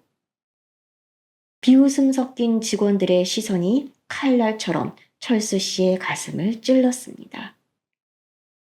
평생 당당하게 살아온 대선배들이 늙어서 미쳤다는 사회적 낙인 앞에 서서히 고립되어 가고 있었습니다. 심리학 교수였던 명숙 씨는 이 모든 상황이 자신들의 자아를 무너뜨리려는 강 실장의 치밀한 작전임을 간파했습니다. 공포는 무지에서 오고 고립은 자아를 무너뜨리는 법이니까요. 평생 건설 현장을 누볐던 두식 씨는 정말 자신이 늙어서 헛것을 보고 기억을 잃어가는 것은 아닌가 하는 깊은 무력감에 벽을 짚어 보았습니다. 자식들에게 짐이 되기 싫어 들어온 실버타운이 도리어 자신들의 목을 죄는 감옥이 된 것이지요. 강 실장은 여기에서 멈추지 않고 실버타운 내 협력병원 원장과 짜고 4인방을 타겟으로 특별 건강검진이라는 명목의 마지막 덫을 놓았습니다. 철수 씨가 검진실 대기실에 앉아 있을 때였지요. 문틈으로 간호사가 주사기에 정체불명의 약물을 채우는 것을 목격했습니다. 그것은 노인들의 인지 능력을 일시적으로 마비시켜 치매 환자로 조작하기 위한 불법 약물이었습니다. 철수 씨가 거칠게 저항하자 대기하고 있던 검은 양복의 용역 직원들이 철수 씨를 강제로 내리 눌렀습니다. 바로 그 위기의 순간 명숙 씨가 문을 열고 당당하게 걸어 들어왔습니다. 그녀의 손에는 녹음기가 켜져 있었지요. 명숙 씨가 크게 소리쳤습니다. 강 실장님, 그리고 원장 선생님, 의료법 위반 및 강제상해죄는 노인학대의 가중처벌까지 더해져서 형량이 제법 높은 거 아시지요? 지금 이 주사기 성분 그대로 보건소와 검찰에 분석 의뢰하면 당신들 인생은 어떻게 될까요? 명숙 씨의 서늘한 일침에 용역 직원들이 주춤하자 강 실장은 비열하게 웃으며 비장의 카드를 꺼내 들었습니다. 당신들 자식들에게 연락 다 해놨어요. 부모님이 인지 능력을 상실해서 타인에게 의해를 가하고 있으니 정신병원 겸 강제 요양원으로 이송하겠다는 동의서에 사인하라고요. 실제로 영희 씨의 아들이 사색이 되어 실버타운으로 찾아왔습니다. 아들은 진실을 알려고도 하지 않고 영희 씨에게 오히려 화를 냈지요. 엄마, 제발 얌전하게 좀 계세요.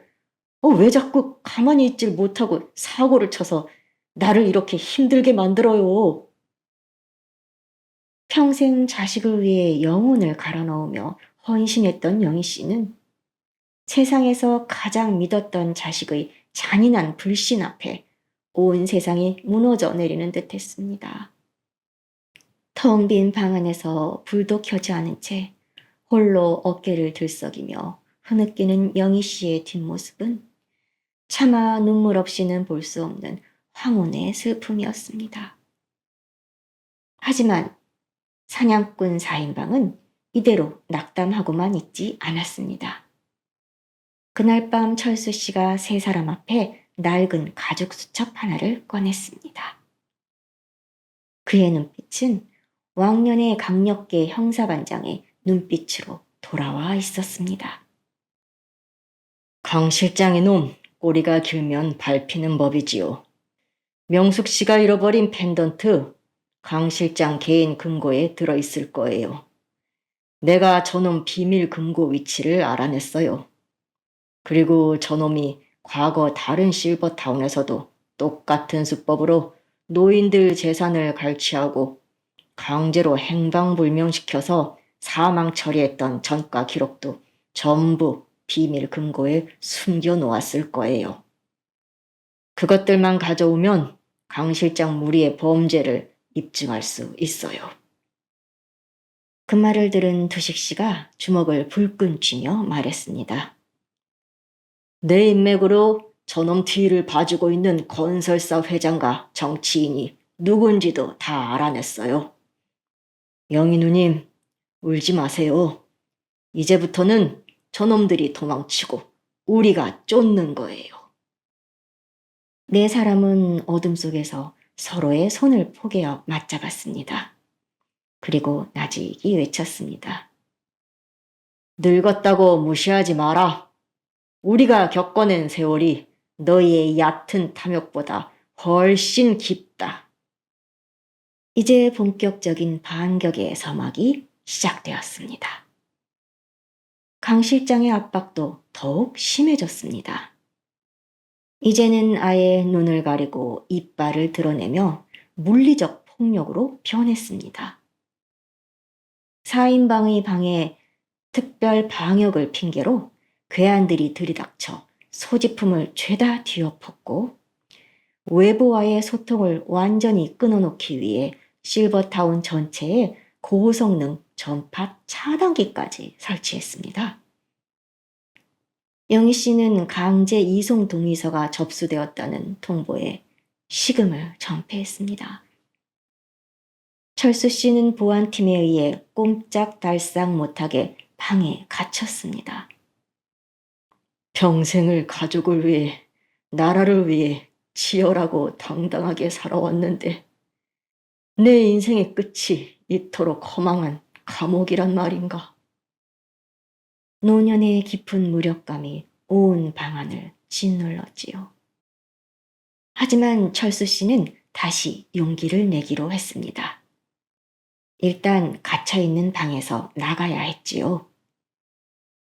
철수 씨는 형사 시절에 익힌 클립 하나로 문 따기 기술로 가볍게 자물쇠를 해제하고 방을 탈출했습니다. 철수 씨는 이미 관리실에 설치해둔 도청 장치를 통해 직원들의 대화를 엿듣고 있었어요. 철수 씨는 강 실장이 숨겨둔 비리 장부와 재산 관취 계약서가 지하 주차장 깊숙한 비밀 창고에 있다는 사실을 알아냈지요. 폭우가 무섭게 쏟아지는 밤, 이른이 넘은 철수 씨는 온몸으로 빗물을 맞으며 낡은 배수관을 타고 건물 외벽을 내려가기 시작했습니다. 마침내 철수 씨가 도착한 곳은 사방이 콘크리트로 막힌 폐쇄된 미로였습니다. 가쁜 숨을 몰아쉬며 길을 잃은 철수 씨의 품 안에서 두식 씨가 미리 건네주었던 구형 아날로그 무전기가 지지직거리며 켜졌습니다.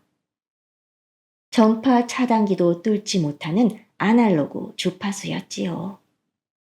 무전기 너머로 두식 씨의 노련한 목소리가 흘러나왔습니다. 철수 형님, 아니 형사님, 당황하지 마세요. 거기가 이번에 부실 공사한 별관 신축 부지랑 연결된 가벽 구간이에요.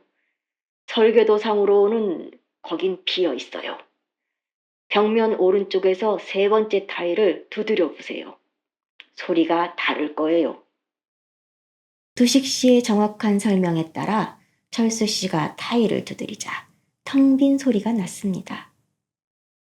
철수 씨는 허술하게 지어진 부실공사의 허점을 역이용해 가벽을 뚫고 강 실장의 비밀 집무실 뒷벽으로 잠입하는데 성공했습니다. 한편 명숙 씨는 며칠 전 강 실장에게 고급 투자 설명회 신청서 링크를 담은 문자를 발송했습니다.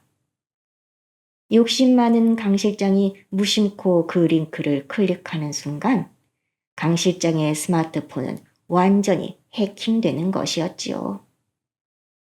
명숙 씨는 해킹한 시스템을 이용해 보안실의 CCTV 화면을 녹화된 5초짜리 화면이 계속 무한 반복되도록 만들었습니다. 실제로 철수 씨가 방을 탈출해 강 실장의 집무실 금고를 털고 있는 동안 보안 요원들은 철수 씨가 방 안에 얌전히 앉아 있는 모습만 보고 있게 되는 것이었지요. 그리고 잠시 뒤 영희 씨는 강 실장과 그 측근들을 안심시키기 위해 항복 선언을 위장한 특별 만찬을 시작했습니다. 우아하게 술을 따르며 강 실장님, 내가 노망이 났었나 봐요. 다 잊고 잘 부탁드려요. 라며 사근사근하게 비위를 맞추었지요. 강 실장은 승리감에 도취해 영희 씨가 차려낸 화려한 한정식을 개걸스럽게 먹어치웠습니다. 이렇게 철수 씨가 장보를 빼내올 수 있도록 나머지 세 사람은 각자의 역할을 맡아 톱니바퀴처럼 정교하게 움직였습니다. 드디어 지하실에서 장부를 손에 넣은 철수 씨가 빠져나가려는 찰나 철수 씨는 강 실장의 최측근인 보안팀장에게 뒷덜미를 잡히고 말았습니다. 철수 씨는 거칠게 바닥에 내팽겨쳐졌고 비리 장부는 다시 강 실장의 손으로 돌아갔습니다. 강 실장은 비열하게 웃었습니다. 영감님들, 이제 진짜 끝이야. 당신들은 곧 섬에 있는 요양원으로 쥐도 새도 모르게 끌려가게 될 거야. 4인방과 강 실장의 대결은 무승부. 다시 원점으로 돌아왔습니다. 하지만 이쯤에서 단념할 4인방이 아니었지요. 4인방은 그동안 강 실장이 입주민들에게서 갈취한 모든 돈을 완벽하게 환수하고 강 실장을 사회적으로 완전히 매장해버리는 거대한 덫을 설계하기 시작했습니다. 명숙 씨는 전직 심리학 교수답게 강 실장의 심리를 칼날처럼 분석했습니다. 강 실장 같은 사기꾼 타입은 코너에 몰릴수록 더 거대하고 확실한 한탕으로 상황을 반전시키려고 하죠. 그의 가장 큰 약점은 자만심이에요. 자기가 세상에서 제일 똑똑하다고 믿는 것이지요. 두식 씨는 즉시 건설사에서 은퇴한 후배를 섭외했습니다. 그리고 실버타운 인근의 노른자위 부지를 대규모 카지노 리조트로 개발한다는 가짜 정보를 흘리기 시작했지요. 두식 씨는 강 실장에게 들리도록 복도에서 통화를 했습니다. 어이, 김 회장. 그딱 말이야. 정부에서 비밀리에 카지노 승인이 났다며? 수익률이 무려 500%라니. 나도 실버타운 보증금 다 빼서 거기다 몰빵할까봐. 이건 아는 사람만 먹는 노다지야. 강 실장의 귀가 쫑긋해지다 못해 눈에 불이 켜졌습니다. 이 카지노 리조트 사업만 성공하면 이 지긋지긋한 노인네 타운에서 벗어나 평생 떵떵거리며 살 수 있을 거라 생각한 것이지요. 여기에다 영희 씨가 쐐기를 박았습니다. 영희 씨는 강 실장의 눈과 귀 역할을 하던 최측근 여비서에게 슬쩍 접근했습니다. 나 이제 여기 실버타운 떠나려고. 저기 두식씨가 투자한다는 카지노 리조트에 내 한정식당 자리 하나 크게 빼놨거든. 예, 강 실장한테는 절대 비밀이다. 그 양반이 욕심이 많아서 알면 자기가 통째로 다 삼키려고 난리를 칠걸. 여비서를 통해 정보가 고스란히 전달되자 강 실장은 완전히 확신에 찼습니다. 강 실장은 탐욕에 눈이 멀어 4인방이 자기를 고발하려고 했다는 사실마저 깡그리 잊었습니다. 자기들끼리만 고급 투자 정보를 공유해서 큰 돈을 벌고 이곳을 나가려고 한다고 생각한 것이지요. 강 실장은 제 발로 명숙 씨의 방에 찾아와 투자를 중개해달라고 매달리기 시작했습니다. 명숙 씨는 고도의 심리학 기술인 미러링과 부정적 암시를 사용해가며 그의 이성을 완전히 마비시켜 버렸습니다. 명숙 씨는 한없이 부드럽고 차분한 목소리로 말했습니다. 강 실장님, 이건 너무 위험해요. 대기업 회장들만 들어가는 극비 투자라 최소 판돈만 100억이에요. 솔직히 강 실장님은 그만한 자금력이 없잖아요. 입주민들 보증금과 예치금을 사용할 수도 없는 노릇이고. 참으세요. 그 말에 강 실장은 눈이 뒤집혀 소리를 질렀습니다. 위험하긴 뭐가 위험해요? 돈은 내가 어떻게든 마련할 테니까 그 김 회장이라는 사람 연결이나 좀 해줘요. 명숙 씨의 차분한 목소리는 강 실장에게 확신을 심어주었습니다. 강 실장은 결국 실버타운 전체 운영 자금과 입주노인 50명의 보증금 계좌에서 총 100억 원이라는 거금을 빼돌리기로 결심했습니다. 그가 자금을 빼돌리는 그 모든 과정은 철수 씨의 그림자 감시망에 실시간으로 포착되고 있었습니다. 철수 씨는 옛 사이버 수사대 후배가 만든 가짜 투자 피싱 사이트에 강 실장이 접속한 로고 기록을 모조리 확보했습니다. 강 실장이 입주민들의 돈 100억 원을 가짜 계좌에 송금하는 순간 철수 씨의 모니터에 전송 완료라는 메시지가 떴습니다. 철수 씨의 입가에 차가운 미소가 번졌습니다. 걸려들었군. 제발로 감옥행 급행열차를 탔어. 다음 날 아침 강 실장은 100억 원 투자 확인서라는 가짜 계약서를 들고 기쁨의 춤을 덩실덩실 추었습니다. 그리고는 4인방에게 퇴거 명령서를 던지며 소리질렀지요. 당신들 늙은이들 덕분에 내 노후가 풍족해졌어. 당장 짐 싸들고 나가라고. 안 나가면 용역 직원들 동원해서 당신들 짐짝 다 길바닥에 던져버릴 테니까. 그 말에 명숙 씨가 한없이 우아하고 부드럽게 웃으며 말했습니다. 강 실장님, 과연 누가 짐을 싸서 나가게 될까요? 참 기대되네요. 탐욕은 눈을 멀게 하고 자만은 귀를 막게 하는 법입니다. 자신이 친 거미줄에 자신이 걸린 줄도 모르고 거만하게 걸어나가는 강 실장의 등 뒤로 4인방이 나란히 서서 손을 흔들며 그를 배웅했습니다. 마침내 결전의 날이 밝았습니다.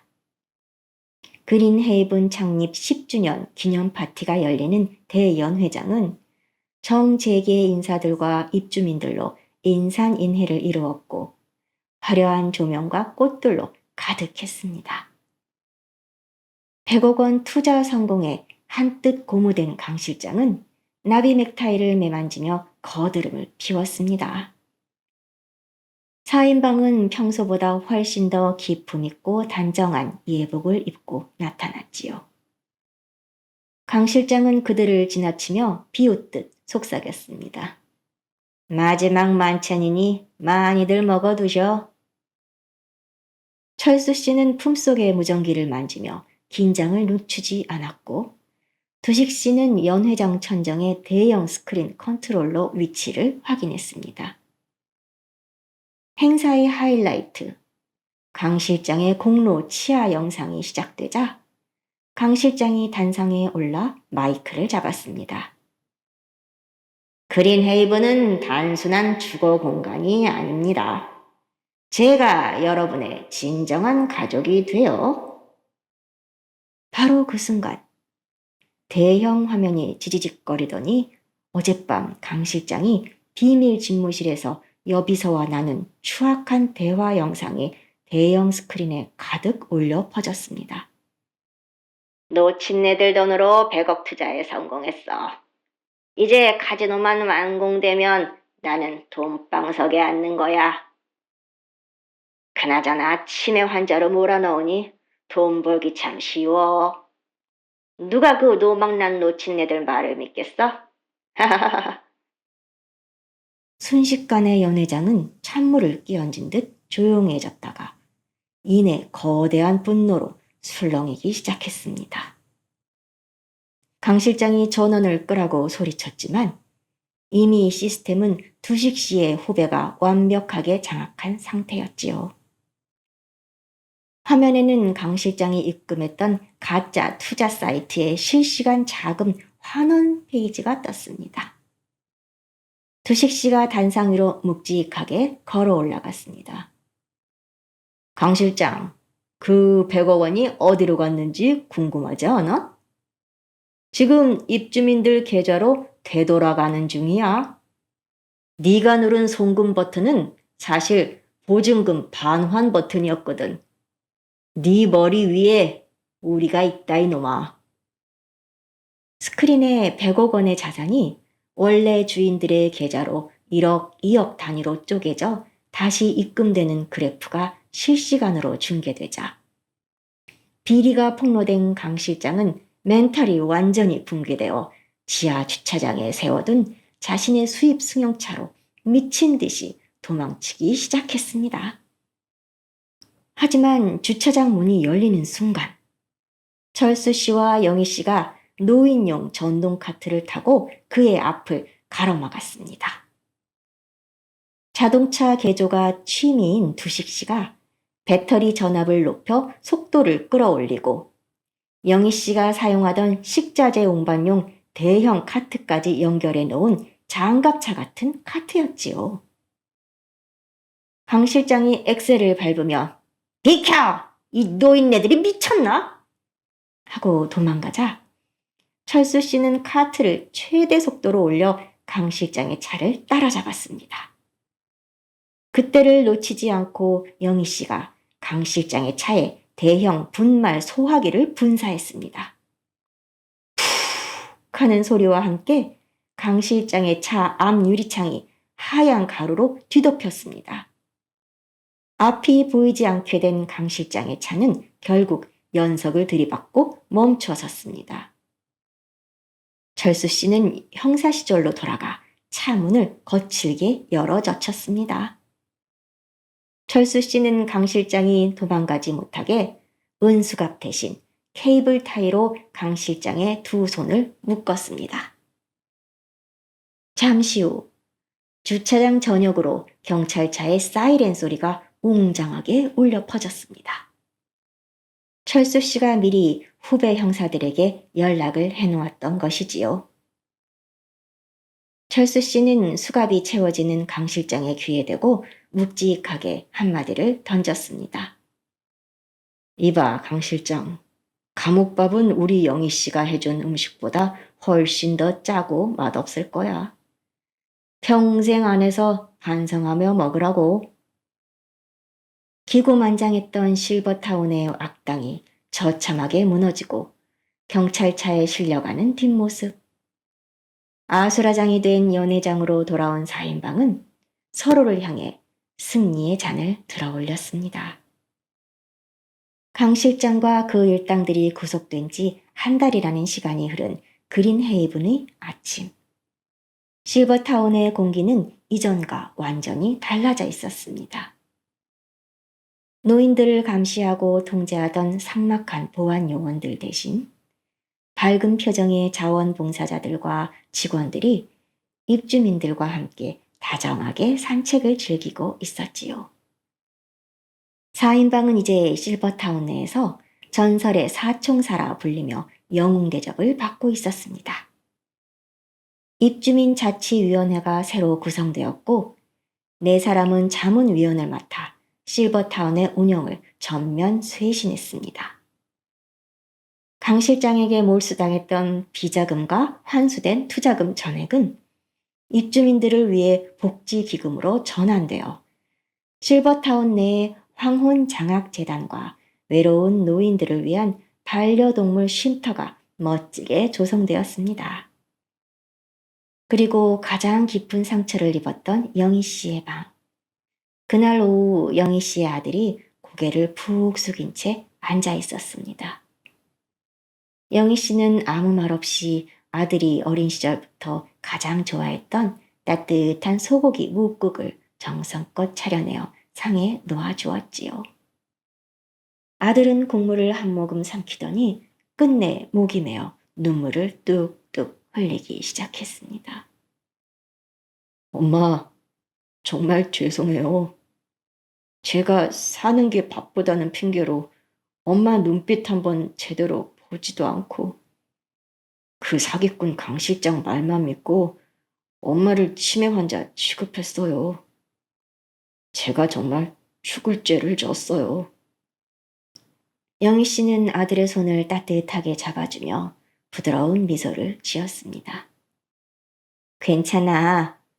평생 내가 차려준 밥 먹고 자란 내 새끼인데 내가 널 어찌 원망하겠니? 내 억울함은 나와 내 소중한 친구들이 다 풀었으니 너는 이제 너의 인생을 열심히 잘 살아라. 난 여기에서 당당하고 행복하게 살 테니까. 자식에게 버림받을지 모른다는 노년의 가장 원초적인 공포가 어머니의 깊은 용서와 화해로 승화되는 순간이었습니다. 영희 씨의 표정은 그 어느 때보다 평온했습니다.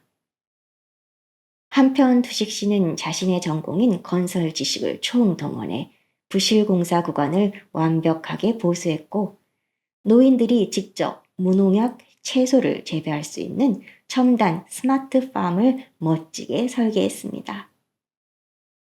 이젠 벽 타일 떨어질 걱정은 하지 마세요. 내가 직접 감리 보고 밤새 철근 채워 넣었으니까요. 여긴 이제 감옥이 아니라 우리들의 안락한 보금자리예요. 라며 호탕하게 웃어 보였지요. 철수 씨 역시 실버타운 내에 실버 보안관 제도를 도입하여 은퇴한 노인들이 직접 단지의 안전을 책임지며 새로운 삶의 활력과 일자리를 얻게 만들었습니다. 명숙 씨는 실버타운 내에 작은 상담소를 열었습니다. 상담소 벽면에는 4인방이 강 실장을 응징할 때 썼던 작전 지도와 가짜 장부가 훈장처럼 액자에 담겨 걸려 있었습니다. 명숙 씨는 상담소를 찾아온 노인들에게 따뜻한 눈빛으로 말하곤 했지요. 우리는 낡아서 부서지는 것이 아니라 세월 속에 익어가는 중이에요. 과일도 성숙하게 익어야 제맛이 나듯 우리 인생도 지금이 가장 깊고 맛있는 시간이랍니다. 실버타운이 한눈에 내려다 보이는 아름다운 언덕 위. 4사람이 나란히 서서 붉게 물들어가는 찬란한 석양을 바라보았습니다. 철수 씨가 덤덤히 말했어요. 형사생활 30년 한 것보다 이 친구들과 사냥했던 한 달이 내 심장을 가장 뜨겁게 뛰게 만들었구먼. 명숙 씨도 덧붙였지요. 우리들의 진짜 이야기는 이제부터 시작이에요. 세상엔 아직도 노인이라고 무시당하며 도움이 필요한 사람들이 너무나 많거든요. 영희 씨도 쾌활하게 말했어요. 내일은 내가 특식을 준비할게요. 이름하여 복스보다 달콤한 꿀갈비찜. 어때요? 그 말을 들은 두식 씨가 호탕하게 말했습니다. 허허허, 그거 좋지요. 자, 우리들의 녹슬지 않은 능력과 빛나는 황혼을 위하여!